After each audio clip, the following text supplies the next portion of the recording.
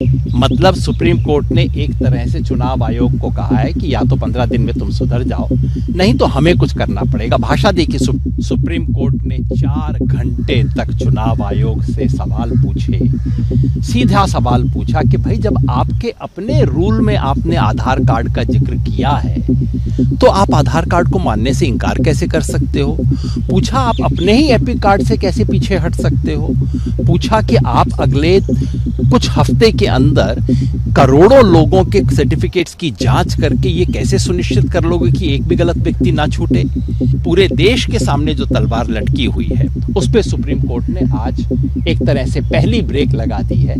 लाखों और शायद करोड़ों लोगों के सर पे जो वोटबंदी की तलवार लटक रही थी उस पे आज सुप्रीम कोर्ट ने बहुत बड़ी राहत दी है।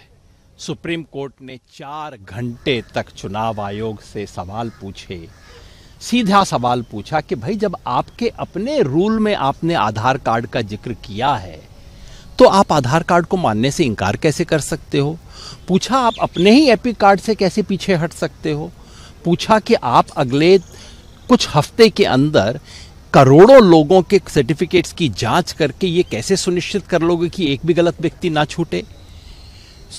इसके लिए चुनाव आयोग के पास कोई जवाब नहीं था। जो सवाल हम जैसे लोग पूछ रहे थे और जिनका जवाब देने से चुनाव आयोग पिछले 3 हफ्ते से कतरा रहा था, बच रहा था, तमाम किस्म की झूठी बातें कह रहा था, आज सुप्रीम कोर्ट कोई जवाब नहीं है। सुप्रीम कोर्ट ने आज सुझाव दिया है। मतलब सुप्रीम कोर्ट ने एक तरह से चुनाव आयोग को कहा है कि या तो 15 दिन में तुम सुधर जाओ, नहीं तो हमें कुछ करना पड़ेगा। भाषा देखिए, सुप्रीम कोर्ट ने कहा है कि हमारे विचार से प्राथमिक दृष्टि में न्यायिक संगत यही होगा कि आप आधार कार्ड को स्वीकार कीजिए, अपने एपिक कार्ड को स्वीकार कीजिए, राशन कार्ड को स्वीकार कीजिए।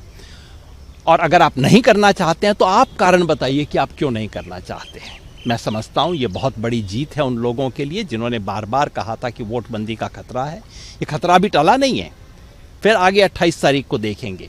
लेकिन एक पहले कदम के रूप में मैं सुप्रीम कोर्ट को सलाम करना चाहता हूं कि इस देश में जो वोटर डिसएनफ्रेंचाइजमेंट का खतरा था, यूनिवर्सल एडल्ट फ्रेंचाइज को कुतरने की जो कोशिश थी, उसको सुप्रीम कोर्ट ने रोका है। मैं उसको सलाम करता हूं। तो इसमें कोई नई बात क्या है। इलेक्शन कमीशन के ऑर्डर में बिल्कुल स्पष्ट रूप से लिखा ही हुआ था कि ये पूरे देश की एक्सरसाइज है जिसे हम बिहार में शुरू कर रहे हैं।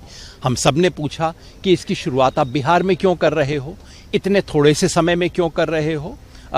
जस्टिस बागची ने कहा कि भाई अगर आपको ये सब करना है तो इसे बिहार चुनाव के साथ क्यों जोड़ रहे हो, आप अलग से कर लो, इसमें इतना समय लगता है। और चुनाव आयोग के पास किसी भी सीधे कड़े सवाल का कोई जवाब नहीं था। ये आप सब लोगों ने देखा होगा। और मैं समझता हूं कि अब ओनस चुनाव आयोग पे है। अब चुनाव आयोग को बताना होगा कि भाई आधार कार्ड क्यों नहीं स्वीकार करें, राशन कार्ड क्यों नहीं स्वीकार करें, अपना ही एपिक कार्ड क्यों नहीं स्वीकार करें। और ये कैसे सुनिश्चित करें कि जो लोग ऑलरेडी वोटर लिस्ट में थे उनमें से एक भी व्यक्ति बाहर न जाए। जस्टिस बागची ने बार बार कहा कि अगर एक भी व्यक्ति बाहर रहता है तो आपको उसको सुनवाई करनी होगी, उसको चिट्ठी देनी होगी, आपको पूरा करना होगा। ये सारा काम आप कैसे कर सकते हो। तो इस लिहाज से मैं समझता हूं कि ये पूरे देश के सामने जो तलवार लटकी हुई है उस पे सुप्रीम कोर्ट ने आज एक तरह से पहली ब्रेक लगा दी है। अभी गाड़ी मुड़ी नहीं है, उसके लिए 28 तारीख का इंतजार करना पड़ा।